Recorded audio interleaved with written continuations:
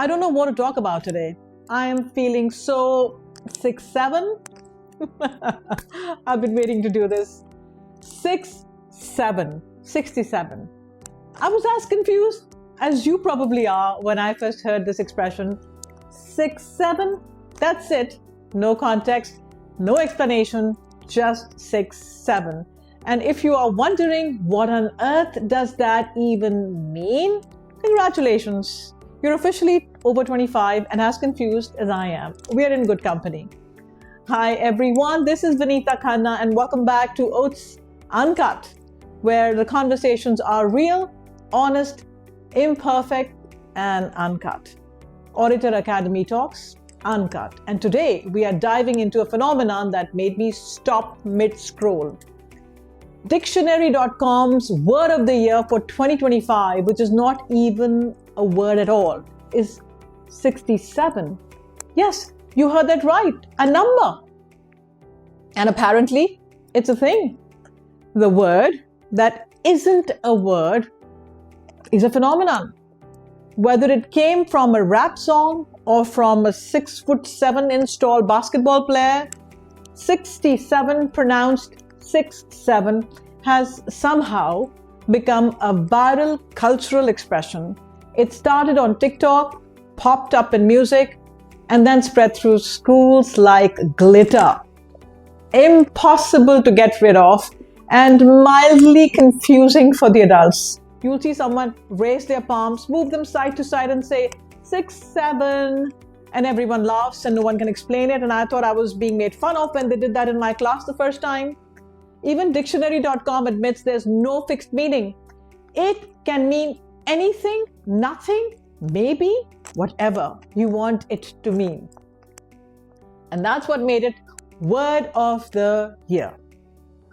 A Michigan middle school language arts teacher shared how students were so obsessed with saying 6'7" that she created a rule in class.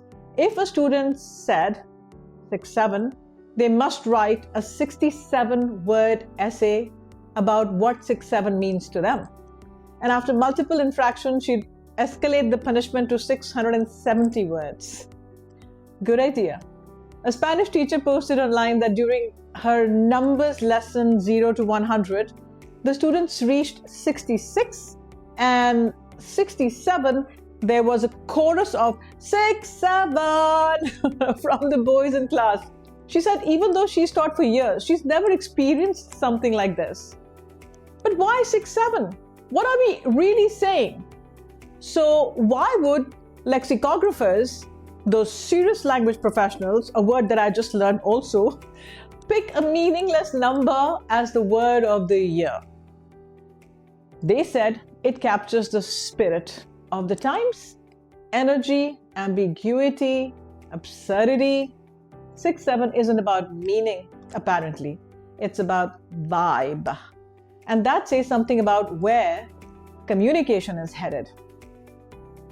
Think about it. In a world of short videos, emojis, memes, words seem to be shrinking. We are communicating faster, but not necessarily deeper.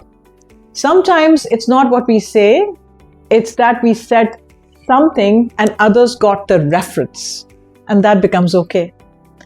It's shorthand for belonging. A wink, a nod, an in-joke. You get it, you're one of us. It's like that. 6'7" might just be this generation's way of saying we exist together in our own language. Here's where it gets interesting. When meaning disappears, what happens to language? As a communication coach, I find that fascinating. We use words to express, to connect, to persuade, to convert, compel, to impress, and to influence.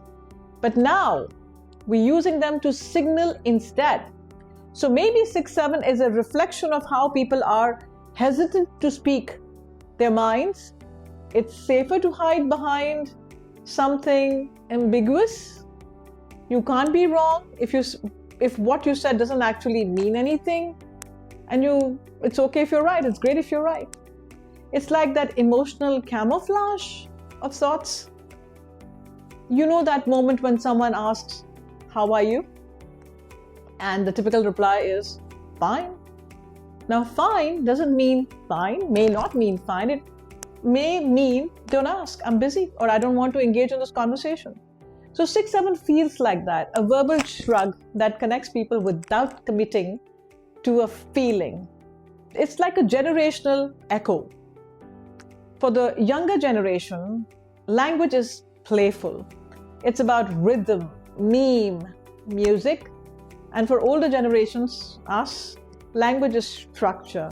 It's about clarity, rules, grammar. And that's why 6-7 divides people. To one group, it's noise. To another, it's expression. But maybe both are right. Every generation invents its slang to rebel, to differentiate, to own a piece of culture. We had cool, chillax, whatever, and now they have 6-7. And the moment we stop trying to understand and instead try to connect, language evolves together again. Maybe that's the real lesson here, to listen without judgment, even when the words make no sense. It's about the vibe. Finding meaning in the meaningless is important sometimes. Read between.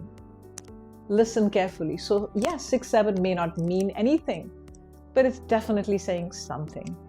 It's saying communication is changing.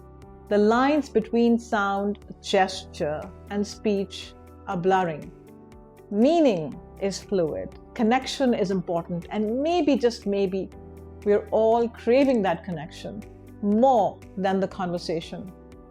The next time you hear someone say 6-7, instead of rolling your eyes, ask, "What does this mean to you?" You might be surprised by the answer or the silence that follows. Maybe they don't know yet. Maybe they haven't figured it out. Because sometimes silence is where the real words hide. Feeling, not just spoken. Sometimes non-verbal communication is stronger.